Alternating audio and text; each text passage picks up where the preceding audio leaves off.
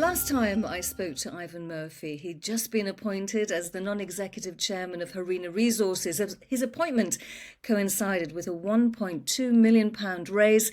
And to find out what has happened since our last catch-up in August, I'm delighted to be joined by Ivan again. So Ivan, last time we spoke, we discussed how the funds raised would help progress the pre-feasibility study for the company's Passandava ionic clay rare earth project in Madagascar and the works required for mining license approval. What progress has been made and what other things have occurred?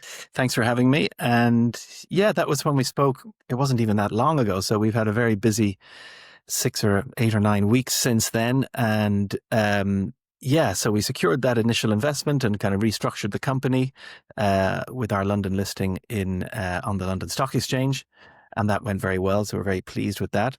Since then, we have been able to apply some of that money to progress our project forward. As you referred to, we have a pre-feasibility study and a mining application just going in these next couple of weeks that will upgrade our license for our production license effectively. So we've made a lot of progress with that. Also a lot of progress in getting the company a better profile and just getting more connectivity around the market.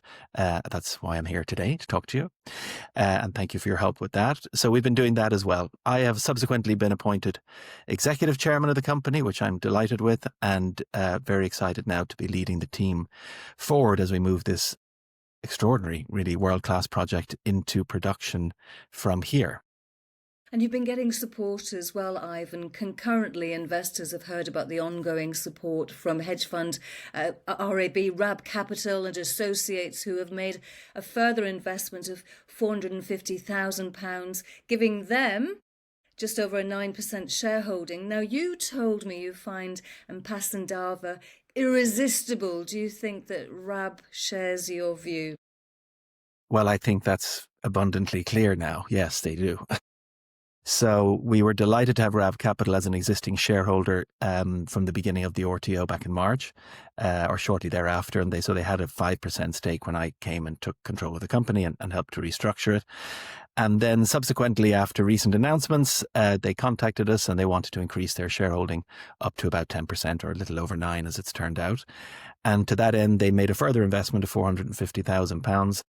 It's making them one of our largest institutional shareholders. In August, we were able to also bring in US institutions, including Wexford Capital and Fondren LP. So that was very important for our US-focused strategy. But for here in London, to have that support from RAB Capital is, a huge endorsement of our project. RAB Capital and Philip Richards are probably the longest standing mining investors in the city. He's kind of a legend, Philip. I'm sure he won't mind me saying that.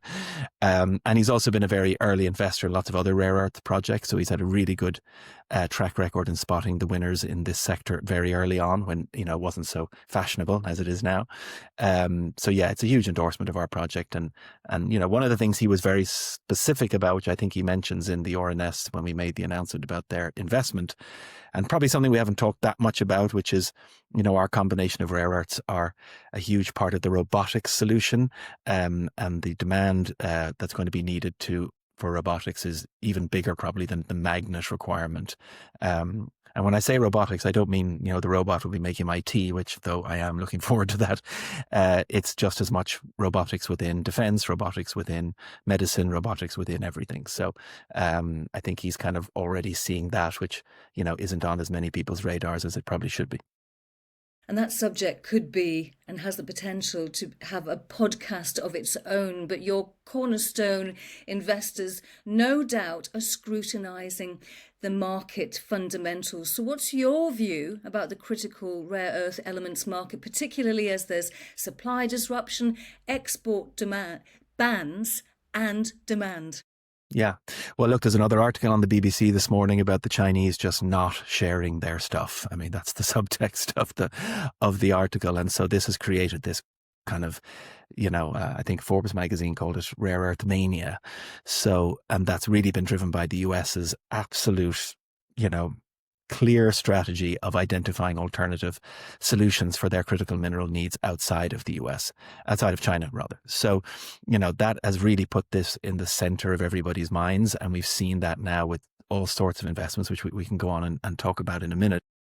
But I was given a book recently by my lawyer called Mining is Dead, Long Live Geopolitical Mining. It's a great book, not for everyone, but I'm enjoying it. But what it's really saying is that this is the new era for mining. It's going to be geopolitical. It's about critical minerals. Gold is a different thing. It has that's its own thing. But critical minerals, you're going to need them if you want to build defense, if you want to have independence from China, and if you want to control your technological future, which of course now is very much at the center of everybody's agendas. So this is just starting, this need and this focus on critical minerals. And that's not just rare earths, that includes graphite, and lots of other things that are very important within the critical mineral cycle. And we're delighted that we'll have we can contribute to some of that solution from our asset in Madagascar.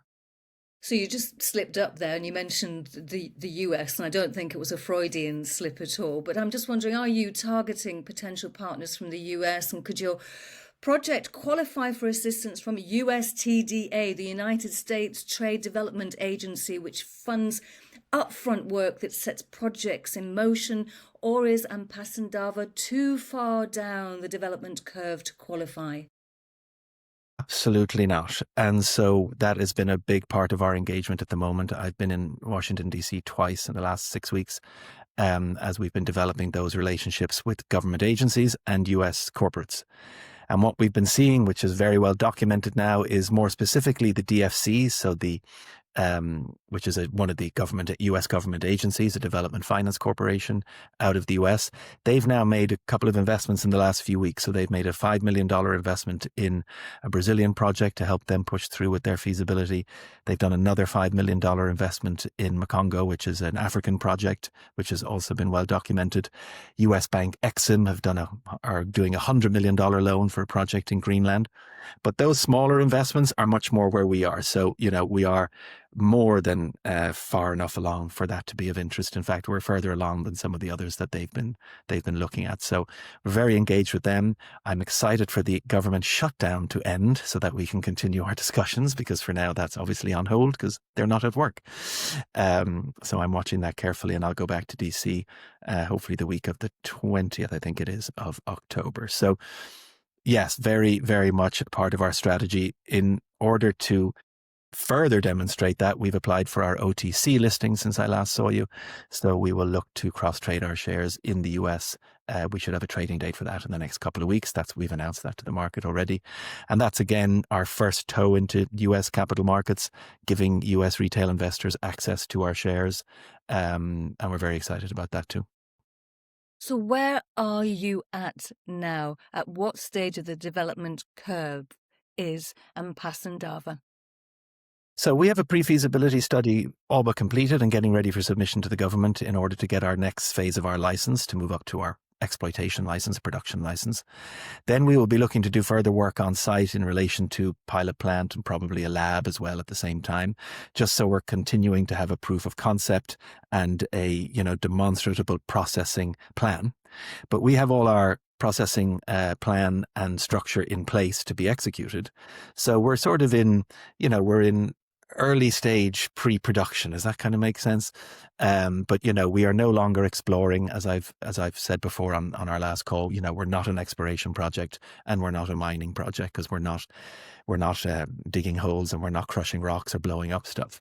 So ours is all ionized clay on the top, which we will treat on the site, create a concentrate and ship that, possibly, or more likely than not, up to the US for refining. So that's a lot achieved since your appointment. What might investors hear about before year end of 2025? Will it be about the deliberations you're having in the US or joint venture partnerships associated with robotics? Yeah, much more likely to be some progress with engaging with some US agencies or corporates. I think that's probably likely something we'll hopefully be able to advance before Christmas. Our submission of our pre-feasibility study and our submission for all the final pieces towards the application of our license upgrade. I think we'll probably publish our pre-feasibility study once we've submitted it. Companies often do that because it helps for people to understand how advanced we are and what our processing is going to be, because that's obviously contained within that. So I think that'll be something else. Our OTC listing will be this side of Christmas, so that's great. And we'll appoint a US broker to assist with us in helping us, get wider awareness to our project in the US. Many thanks, Ivan Murphy, Chairman of Harena Resources. Thank you very much indeed. Thanks, Sarah.